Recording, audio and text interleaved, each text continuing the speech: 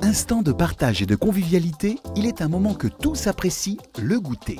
Et quoi de plus gourmand qu'une maxi gaufre lyonnaise? Suivez pas à pas notre recette et vous deviendrez vite le chouchou des petits et grands.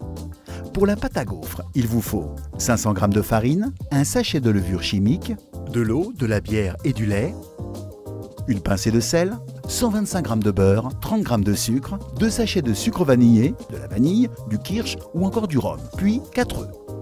Étape 1. Passons à la préparation de la pâte.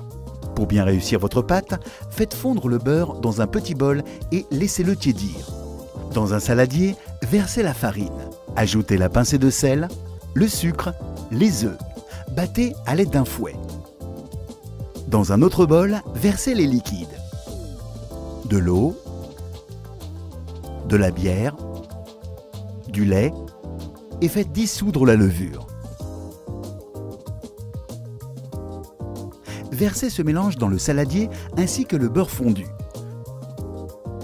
Parfumez ensuite votre pâte. Vanille, kirsch, faites selon votre humeur. Continuez de battre jusqu'à ce que la pâte soit bien homogène. Il ne reste plus qu'à la laisser reposer 30 minutes. Étape 2. La cuisson des gaufres. Positionnez vos plaques dans votre appareil Lagrange. Ensuite, branchez votre appareil et laissez préchauffer jusqu'à ce que le voyant s'éteigne. Une fois l'appareil préchauffé, huilez légèrement vos plaques sur toute leur surface à l'aide d'un pinceau ou d'un papier absorbant. Utilisez la louche doseuse fournie avec l'appareil. Pensez à bien la remplir, son dosage est parfait. Puis, versez la pâte en remplissant bien tous les carreaux. Attendez 1 ou 2 secondes que la pâte commence à lever dans la plaque. Puis, tapissez-la avec le dos de la louche. Fermez l'appareil jusqu'au verrouillage. Vous entendrez un petit clic. Dès que le voyant s'éteint, vos gaufres sont prêtes. Retirez les gaufres avec un couteau.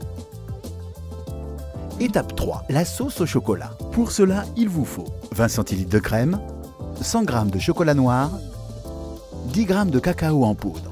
Faites chauffer la crème. Retirez du feu juste avant ébullition et ajoutez le chocolat préalablement coupé en petits morceaux. Quand la sauce est bien homogène, ajoutez le cacao en poudre. Étape 4. Passons au dressage. C'est simple, faites à votre guise. Utilisez le côté lisse pour les tartineurs invétérés ou le côté alvéolé pour remplir chaque carreau de sauce au chocolat. Dans tous les cas, il faut que ce soit gourmand, bon et joli. Et n'hésitez pas à ajouter des pralines roses pour plus de croquant. Envie d'originalité? Utilisez les plaques mini-gaufres pour un café gourmand réussi. Nous n'avons plus qu'à vous souhaiter une bonne dégustation.